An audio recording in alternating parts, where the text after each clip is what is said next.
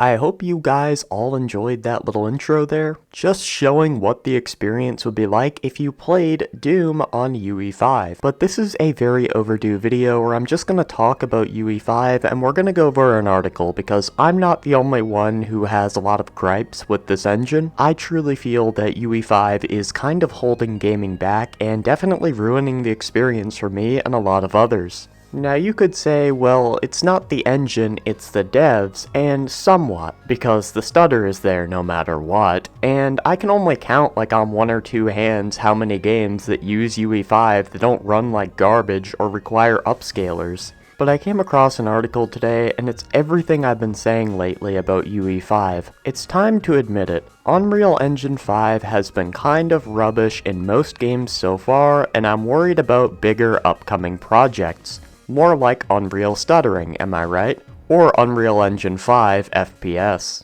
I just don't think modern hardware is ready for UE5 if you gotta use frame generation and an upscaler like DLSS just to get the game at a playable frame rate.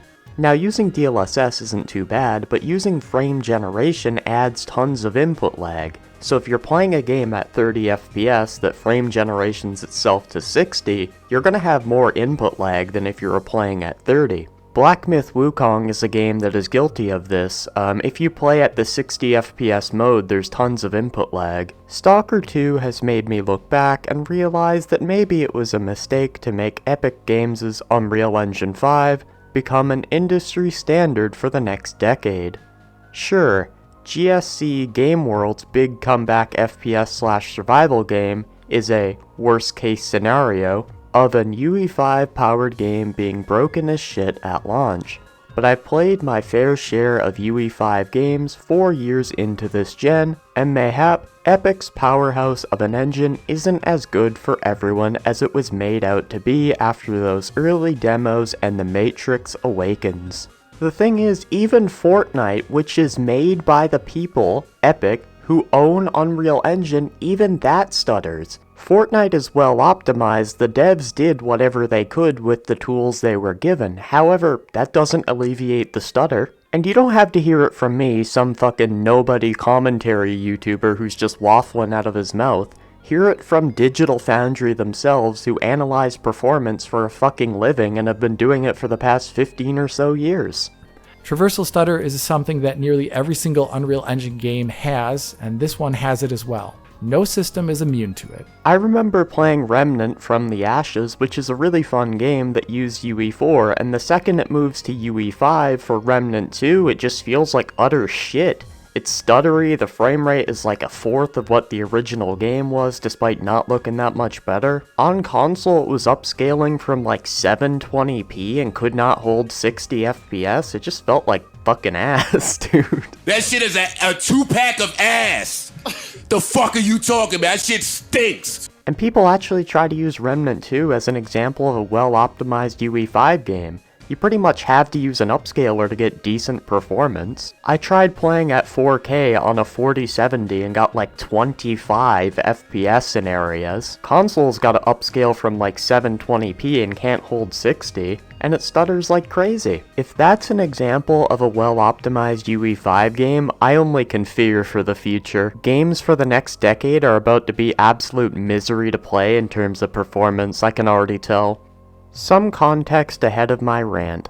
I don't know much about the ins and outs of game engines, programming, 3D modeling, or whatever. I did dabble in Bethesda's creation engine back in the day, and that was it.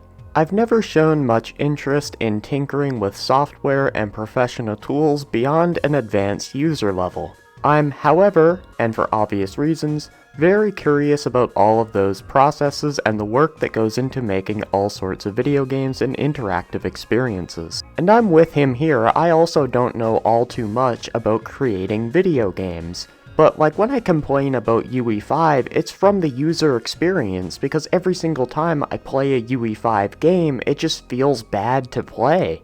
It stutters, it's got a low frame rate, I've got to upscale, I gotta use frame generation. And honestly, it's one of the main things turning me away from modern gaming. I know this is a widespread thing across the industry on optimization at the moment, but UE5 is the worst offender by far. Even the games that have good frame rates and are well optimized like Fortnite, they stutter. So I can only imagine when a game like Halo goes to this engine, I feel like it's going to be a fucking disaster. Of course, I'm also someone who plays far more games than he should over the course of a year, which is a good way to start picking up on things, good and bad. Combine that with self-taught hardware knowledge and OS tinkering, and as a consumer, you start to make sense of performance issues beyond saying, "This runs like wet ass," and asking for a refund, which I encourage everyone to do more often. And that's the thing, if you play Remnant 2 and you realize it runs like shit and it stutters, why not refund it and buy Remnant 1? Remnant 1 in a lot of cases looks better than Remnant 2, runs like 4 times better, and it's just as fun. Now it still has minor stutters because UE has always had stutters as far back as I can remember, but they're nowhere near as bad as UE5, because the game uses UE4. And most UE4 games actually scale pretty well with modern hardware. Anyway, do you remember that late 2022 big Fortnite update which ported the entire thing over to UE 5.1 to make good use of Nanite, Lumen, and all that stuff? After a couple years of hyping up its new engine and trying to get developers to move past PS4 and Xbox One's limitations, it sort of felt like Epic's big triumphant moment with the new tech, getting everyone and their respective mothers to experience at no cost of all the shiny, amazing new visuals that came with UE5, implemented in a fully functional AAA online game. I actually do remember that update. That's when I started noticing tons of stuttering problems and the fact that my performance had dropped. But hey, thank God the reflections and stuff are better at the cost of my gameplay experience. Unsurprisingly, things didn't go exactly as planned. Your average Fortnite pro had been using the lowest possible settings for years to maximize their KD ratio, and those of us packing hardware beefy enough to make the jump only to find even more stuttering than in UE4's later versions, and an overall performance hit that wasn't worth the hassle. 2 years later, the situation hasn't changed much. Jumping into a Fortnite match right after updating drivers or the game itself means you won't do great, as shaders are being fully reloaded all over again, and all that heavy lifting is being done on the go. Not ideal. For those who don't know, the whole deal with shaders is that each hardware configuration must, or should, prepare them for quick loading ahead of regular play, which is why consoles aren't as affected by these woes, and why modern gaming on PC can be kind of rough as of late.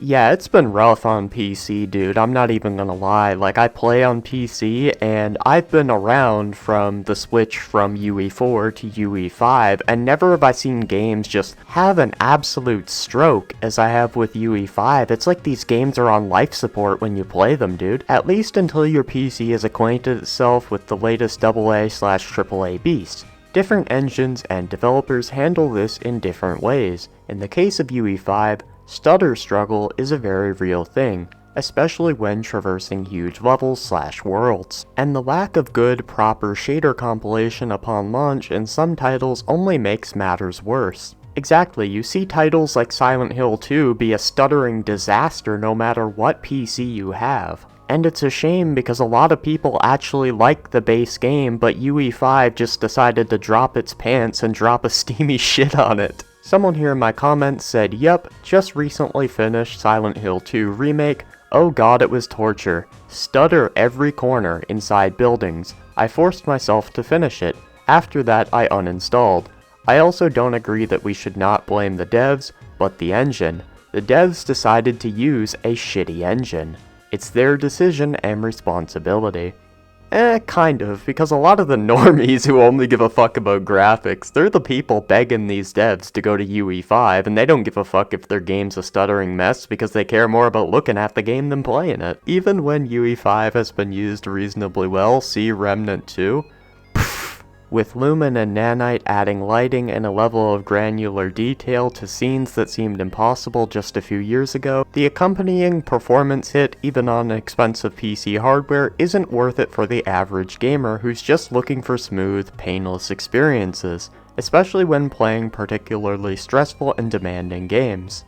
That's the thing, Remnant is not an easy game. Now, it's not the hardest game I've ever played either, but it's a Souls-like game. You gotta have these precise dodges, and you gotta aim and shoot. And when that's being fucked over by a unoptimized engine, it's annoying. It feels like I'm fighting the optimization, the frame rate, and the stutters more than the actual bosses and enemies in the game. And it makes me just want to go back to Remnant 1 where it was better optimized using a better engine. The entire point of video games, well for me anyway, is to have fun, and when I'm stuttering and struggling with the performance, I'm not having fun.